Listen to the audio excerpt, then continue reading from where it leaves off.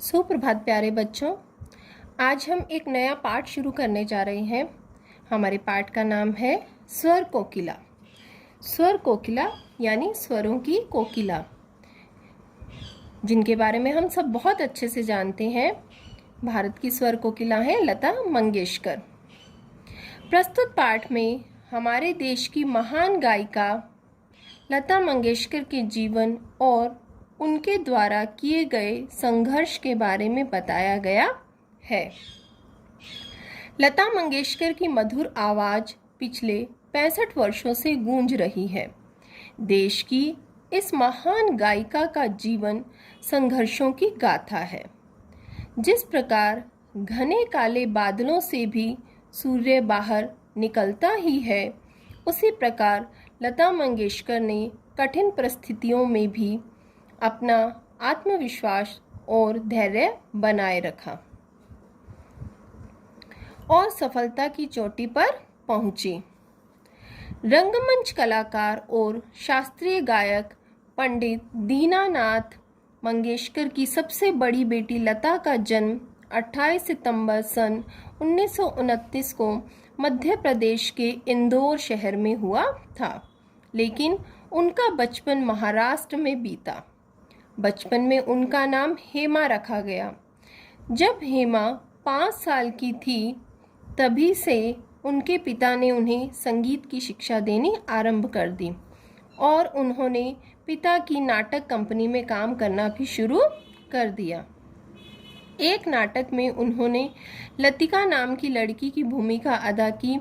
उसके बाद से ही परिवार के लोग उन्हें लता कहने लगे। लता मात्र 13 वर्ष की थी, तभी उनके पिता की मृत्यु हो गई। अब परिवार की जिम्मेदारी लता के कंधों पर आ गई। लता को अभिनय करना पसंद नहीं था, किंतु पैसा कमाने के लिए उन्होंने हिंदी और मराठी फिल्मों में छोटे छोटे रोल करने आरंभ कर दिए। उन्होंने एक मराठी फिल्म में एक गीत भी गाया, किंतु दुर्भाग्य से वह फिल्म से निकाल दिया गया।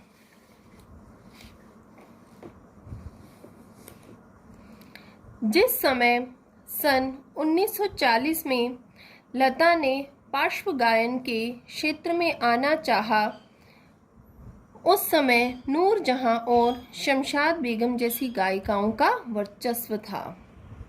लता मंगेशकर यदि उनकी शैली में गाती तो उन्हें आसानी से काम मिल सकता था, लेकिन उन्होंने अपने नैसर्गिक स्वर में ही गाना पसंद किया।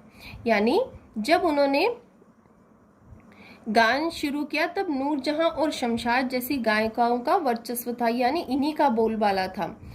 और अगर लता इन्हीं की शैली में गाती तो उन्हें आसानी से काम मिल जाता, लेकिन उनकी जो नैसर्गिक प्राकृतिक जैसी उनकी शैली थी, उन्होंने उसी में गाना पसंद किया। इसी कारण कई संगीतकारों ने उनके स्वर को महीन और ऊंचा बताकर अस्वीकार कर दिया, किंतु लता ने हिम्मत नहीं हारी और गायन के लिए प्रयास करती रही। देखो, एक बार जब उन्होंने प्रयास किया तब उनके गीत को अस्वीकार कर दिया गया, उनके स्वर को, लेकिन उन्होंने हिम्मत नहीं हारी। सबका ध्यान उनकी ओर पहली बार तब गया जब उन्होंने सन 1949 में महल फिल्म में आएगा आने वाला गीत गाया। अभिनेत्री मधुबाला पर फिल्माया यह गीत बहुत पसंद किया गया। इसी साल उन्होंने दुलारी, अंदाज और बरसात फिल्मों के गीत भी गाए। उसके बाद तो लता ने पीछे मुड़कर ही नहीं देखा। अगले वर्ष ही उनकी छोटी बहन आशा भोसले ने भी पार्श्व गायन शुरू कर दिया। देखते ही देखते उनकी गिनती भी हिंदी सिनेमा की प्रसिद्ध गायिकाओं में होने लगी। 60 के दशक में हिंदी सिनेमा में लता का एक छत्र साम्राज्य, एक छत्र यानी इनके मुकाबले कोई भी नहीं था, स्थापित हो गया। उस समय की फिल्मों में अधिकतर गीतों में उन्हीं की आवाज गूंज रही थी। हर संगीतकार उन्हीं का गायन चाहता था। चीन के साथ हुए युद्ध में अनेक भारतीय सैनिकों ने अपने प्राणों की आहुति दी। जब हमारी 1962 की लड़ाई हुई थी चीन के साथ, तो भारतीय सैनिकों ने अपने प्राणों की आहुति दी। उसके कुछ महीने बाद 26 जनवरी सन 1963 के दिन दिल्ली के रामलीला मैदान में प्रधानमंत्री पंडित जवाहरलाल नेहरू की उपस्थिति में लता ने ए मेरे वतन के लोगों जरा आंख में भर लो पानी गीत गाया। लता का स्वर इतना भावुक था कि भारत के प्रधानमंत्री की आंखों में भी आंसू छलछला उठे। आज भी इस गीत को देशभक्ति के महान गीतों में गिना जाता है और आज भी इस गाने में उतना ही दम है कि आज भी हम इस गाने को सुनते हैं तो हमारी आंखें भर आती हैं। लता मंगेशकर ने देश की हर भाषा में कुल मिलाकर 50,000 से ज़्यादा गीत गाए हैं।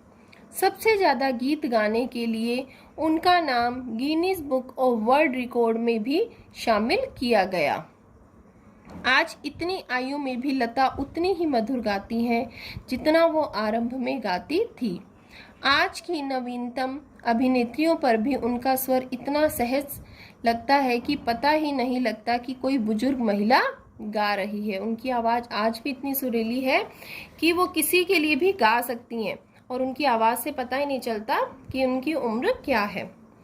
लता ने भजन, गज़ल आदि सभी तरह के गीत गाए हैं। संगीत की सेवा के लिए सन 2001 में लता को देश का सबसे बड़ा सम्मान भारत रत्न दिया गया। मध्य प्रदेश सरकार ने तो उन्हीं के नाम पर लता मंगेशकर पुरस्कार भी प्रारंभ किया है। ये देखो, इस पिक्चर में लता मंगेशकर अपनी बहन के साथ, आशा भोसले के साथ। इतनी महान गायिका होने पर भी लता मंगेशकर बहुत विनम्र हैं। उन्होंने स्कूली शिक्षा भी प्राप्त नहीं की है, किंतु वे बहुत अच्छा बोलती हैं। लता जी खाना पकाने की शौकीन हैं। उन्हें नए नए व्यंजन बनाना अच्छा लगता है। गाना गाते समय वे कभी जूते या चप्पल नहीं पहनती, क्योंकि गायन उनके लिए पूजा करने के समान है। उन्हें हीरे के आभूषण पहनना पसंद है। भारत की इस स्वर कोकिला को ईश्वर दीर्घायु बनाए। हम सब भी यही प्रार्थना करते हैं। आशा है आपको ये पाठ समझ आ गया होगा। आप एक बार फिर से इस पाठ को पढ़ने का अभ्यास करेंगे। धन्यवाद।